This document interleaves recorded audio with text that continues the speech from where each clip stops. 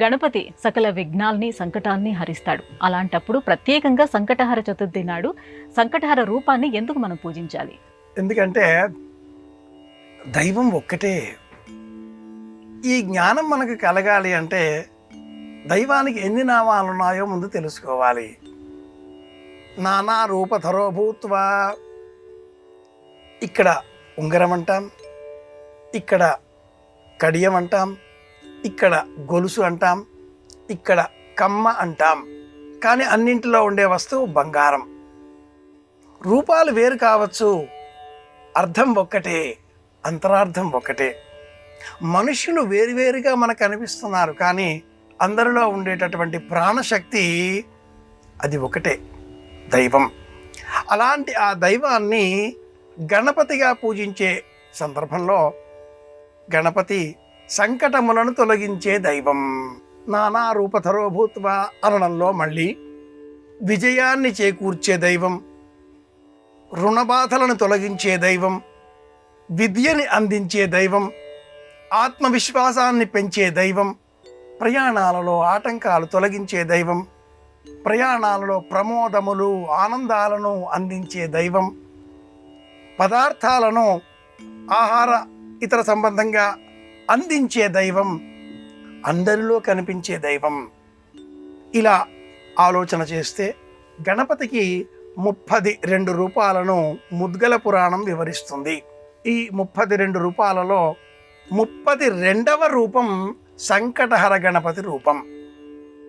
ఈ 32 గణపతుల రూపాలలో ఏకాక్షర గణపతి, దివ్యాక్షర గణపతి, త్రక్షర గణపతి, చతురక్షర గణపతి, సింహ గణపతి, వీర గణపతి, ఈ విధంగా ఉండే రూపాలలో హేరంబ గణపతి మహారూపాన్ని సంకటహర గణపతి రూపానికి ఆపాదించి 32వ రూపంగా హేరంబ గణపతి మహామంత్రాన్ని హేరంబాయ మదనమోహితాయ మమ సంకట నివారణాయ ఈ మంత్రంతో అనుసంధానం చేసుకొని స్తోత్రం చేస్తే సంకటములను ఈ వినాయకుడు తొలగిస్తాడు అని మనకు పురాణం వివరిస్తుంది.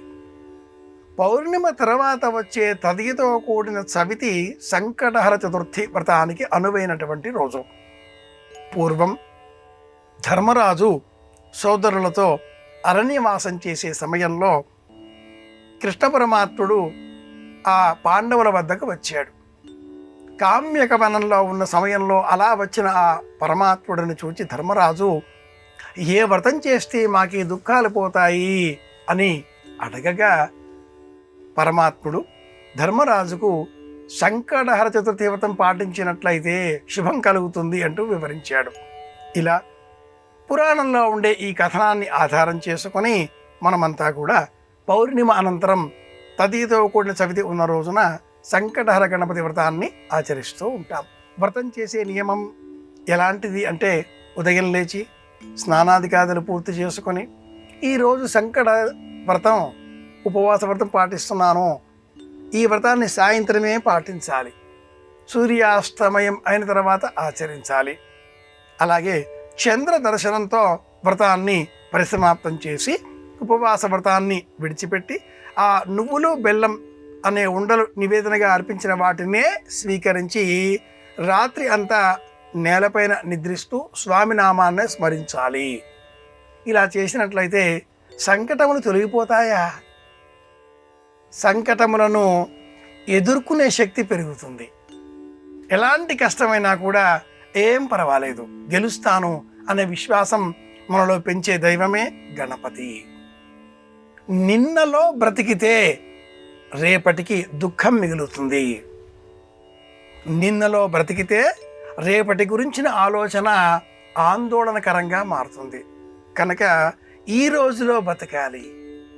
ఈరోజు బ్రతికితే ఈ రోజుకు రేపు ఇంకా సమీపం కనుక ఆశావహంగా ఉంటుంది. నిన్న గురించిన వ్యతిరేకపు ఆలోచనలు మనలో విషాద ఛాయలు నింపుతాయి. ఈనాడు ఉండే ఆలోచనలు ఆనందాన్ని ఇస్తాయి. రేపటి గురించి ఎక్కువైన ఆలోచనలు ముంచేస్తాయి, అత్యాశగా మారుస్తాయి. కనుక రేపటి ఆలోచనలు ఎక్కువగా కూడదు, నిన్నటి ఆలోచనలలో బాధపడకూడదు.